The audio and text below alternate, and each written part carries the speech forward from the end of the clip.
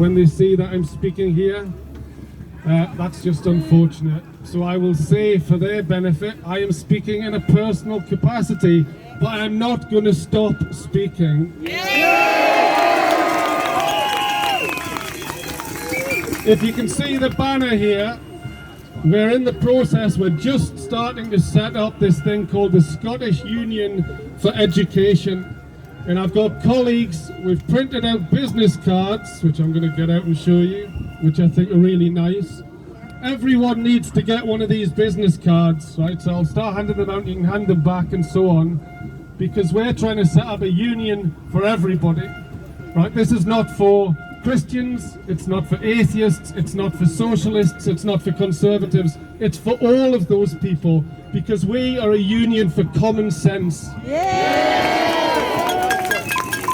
It's ironic that the Scottish Union for Education inadvertently has the acronym SUE, a girl's name. Even more ironic is that one of my musical heroes, Johnny Cash, once wrote a song called A Boy Named Sue. This is purely accidental, if rather comical, given what is happening in Scottish society.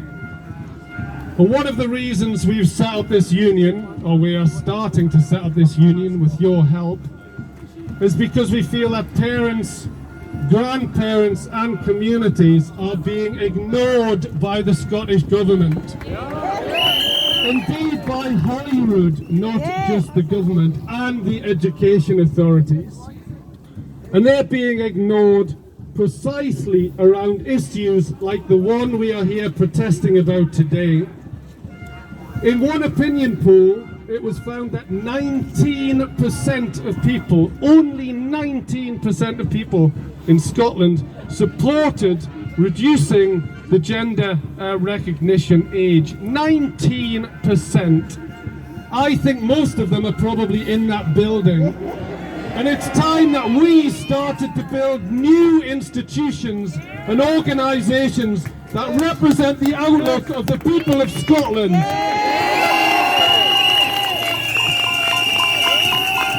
And I'm hoping that the Scottish Union can help that to happen. The Gender Recognition Act will make it easier for 16-year-olds to self-identify.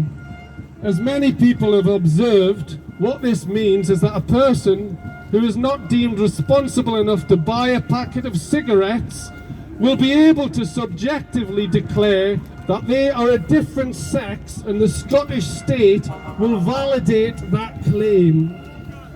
This might seem odd to some people, but it makes complete sense, or at least it makes complete sense if you look at what is taking place in schools. And I think what is taking place in Scottish schools is incredibly important and incredibly worrying. There was a document produced by the Scottish Government and education authorities called Supporting Transgender Pupils in Schools. You can get it online. It's a right riveting read, as you can imagine. This is a document that advises teachers about how they should relate to both children and parents around the transgender question. The document says this: if a child, for example a 12-year-old, says that they want to be known as a different sex, and I quote, "This is not a child protection or well-being concern." 12 years old. Now, I don't know how familiar you are with the term well-being, but in Scotland, or at least amongst the Scottish professional classes, a well-being concern is just about anything. But it appears that when a young child says they are a different sex, this is of absolutely no concern to teachers or schools. However, the same document tells us, if a parent or anyone else questions this child changing their sex, this is a well-being concern. In other words, if a 12-year-old girl, a girl who might not have even reached puberty, says that they are in fact a boy, this is of no concern whatsoever to our enlightened authorities. But if a concerned parent or grandparent or any of you raises a concern about this, you are a well-being concern. You are someone who needs to be re-educated. You or any unsuspecting parent or potentially someone who needs to be examined by a teacher or investigated by a social worker or perhaps even carried away by a police officer because of your incorrect attitudes. This is an absolute disgrace.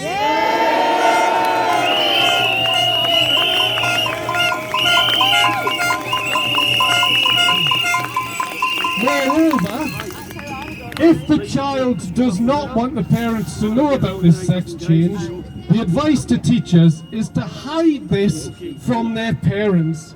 Or, as the document states, and I quote, "It is best not to share information with parents or carers without considering and respecting the young person's views."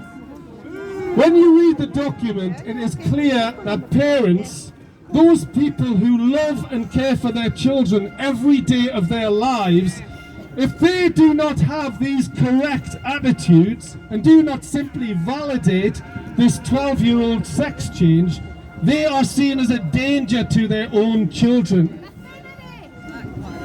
The document goes on to specifically spell out that you must not say, "It's just a phase." Think about that for a moment. And think back to when you were 12 years old, or even older. Those terrible haircuts, those awful clothes. Imagine if adults had validated everything we thought and said when we were children. I don't know about you, but I'm pretty sure that at that age I needed some guidance from adults. I needed adults to act like adults.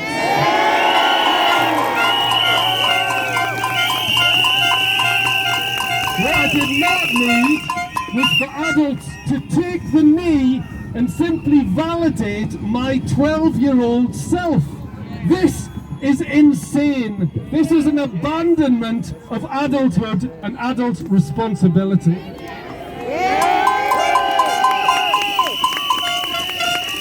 These geniuses in Holyrood and these adults running our schools appear unable to contemplate that this rush to change your gender might, just might, have something to do with social media or with online activism. They appear to be unaware that some children may be confused. And it is no surprise that children are confused when their teachers are being fed this kind of confused, immature nonsense by the Scottish Government and education authorities.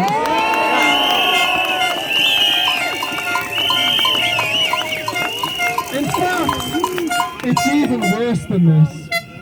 Read a little deeper into the transgender guidance document and you find that gender confusion is not simply coming from social media, but that schools themselves are promoting this confusion. For example, the document explains that schools should ensure that from the age of 8, children can, and I quote, demonstrate an understanding of diversity in sexuality and gender identity. At the age of 8, I was struggling to read and to do my times tables. Now it seems that our 8-year-olds need to know all about gender identity, and we wonder why educational standards in Scotland are going down the gender-neutral toilet.